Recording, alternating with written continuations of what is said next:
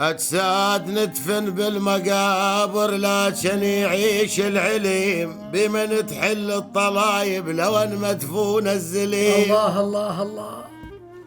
أجساد ندفن بالمقابر خاطر يعيش العليم، بمن تحل الطلايب لو ان مدفون الزليم.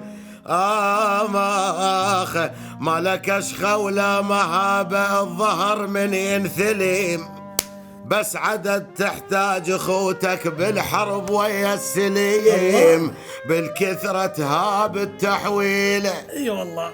أجساد ندفن بالمقابر واسأل تروح سؤال، اكو تربية شوارع واكو تربية دلال.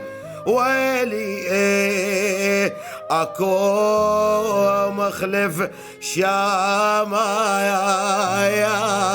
اكو مخلف شاف بزرة واكو ما عنده جهال. اي والله. اكو مخلف شاف بزرة واكو ما عنده جهال.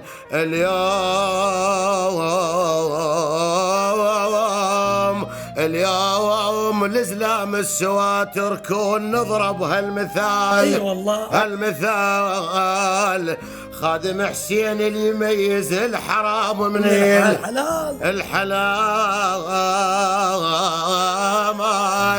محبوب حسين يسمونه